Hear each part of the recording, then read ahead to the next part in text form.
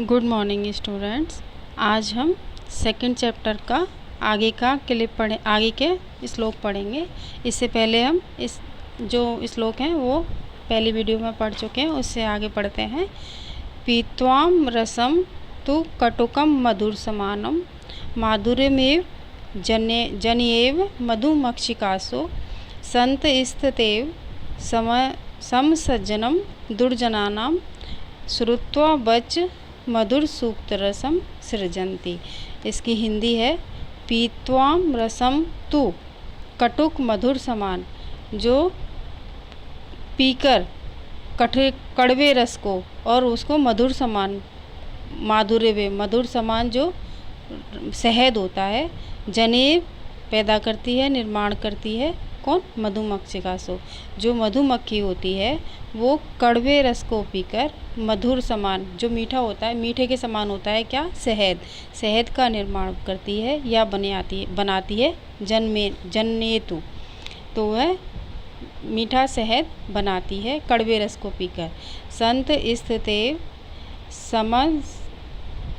समसज्जनम दुर्जनानाम, ऐसे ही जो सज्जन होते हैं, जो दुर्जनों के साथ बैठकर भी, साथ रहकर भी, श्रुत्वा वच, और उनके कड़वे वचनों को सुनकर भी वह मधुर सूक्तियों का निर्माण करते हैं। किसकी तरह? साधुओं की तरह। जो सज्जन पुरुष होते हैं, दुर्जनों के साथ में रहकर उनके कड़वे वचनों को सुनकर फिर भी वह ठीक बोलते हैं, मधुर बोलते हैं, साधुओं की तरह बोलते हैं। इसी तरह किस तरह? जैसे मधुमक्खी है, कड़वे रस को पीकर और शहद का निर्माण करती है, उसी तरह सज्जन पुरुष दुर्जनों के जैसे नहीं होते हैं, वह साधु के जैसे सूक्ति को रचना करते हैं, अच्छे वचनों का बोलने का काम करते हैं।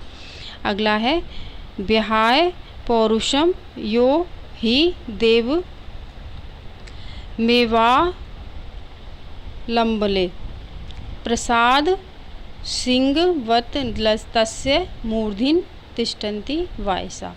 विहाय मतलब छोड़कर, त्याग कर, पौरुषम मेहनत, यो जो ही देवमा लंबले, जो देवताओं के समान होते हैं, या भाग्य पर जो भरोसा करते हैं, लंबते सहारा लेते हैं, भरोसा करते हैं, मतलब जो मेहनत को छोड़कर, मेहनत करने को छोड़कर, परिश्रम को छोड़कर और भाग्य पर भरोसा करते हैं, वह किसके समान होते हैं? प्रसाद सिंहवत, जो महल में बना हुआ शेर होता है, उसके सिर पर तिष्ठन्ति वायसा, उसके सिर पर कोए बैठते हैं।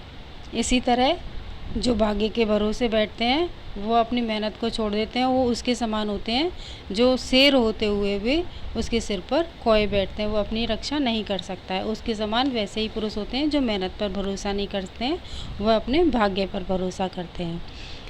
अगला है हमारा पुष्प पत्र फलच्छाया मूल वत्कल दारू भी धन्या महिरुहा में येषाम विमुख याति नार्थिना।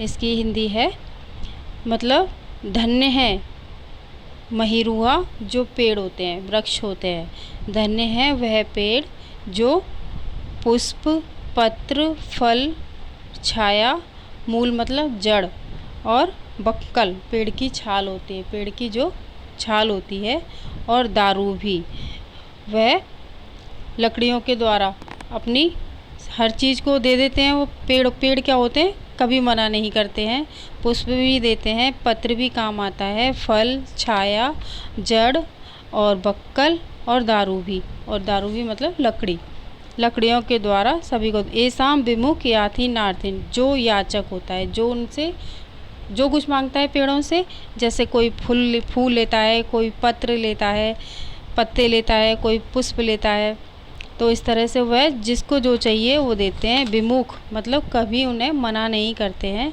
धन्य है ऐसे पेड़ों को। और अगला है लास्ट हमारा, चिंतनीया ही विपदासु आदा में प्रतिक्रिया न कूप खननम युक्त प्रदीप्ते वहिना ग्रहे। चिंतनीया ही विपदासु आदावेम प्रतिक्रिया, मतलब हमें चिंता करने ली चाहिए। कब? विपदा, जो हमारे पास आपदा आती है, विपदा आती है, आधा में उससे पहले ही हमें प्रतिक्रिया मतलब उसका उपाय सोच लेना चाहिए। जब हमारे पास कोई चिंता पड़ती है, कोई आपदा आती है, तो हमें उसकी चिंता करनी चाहिए और उसका उपाय सोच लेना चाहिए। ना कूप खननम युक्त, इस हमें क्या नहीं करना चाहिए, युक्त प्रदीप्ते वही ना गिरे। जब हमारे घर में जैसे किसी घर में आग लग जाए तब हम कुआं खोदने की सोचें, भाई आग को बुझाने के लिए पानी चाहिए तो हम कुआं खोद रहे हैं, हमें ये सब नहीं करना चाहिए, इसकी तरह नहीं होना चाहिए। हमें अगर हमारे पास विपत्ति कोई आती है तो उसका उपाय हमें जल्दी से और पहले ही सोच लेना चाहिए। अब हम इसकी हिंदी पढ़ लेते हैं एक बार दोबारा से। हमारा है ये वाला श्लोक, इसका है,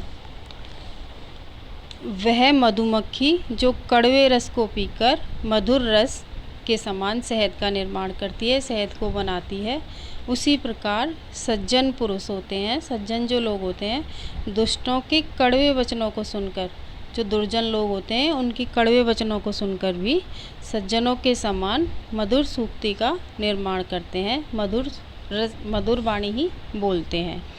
अगला है हमारा, परिश्रम को छोड़कर जो भाग्य का सहारा लेते हैं वे कभी भी उन्नति नहीं कर सकते हैं, वो आगे नहीं बढ़ सकते हैं।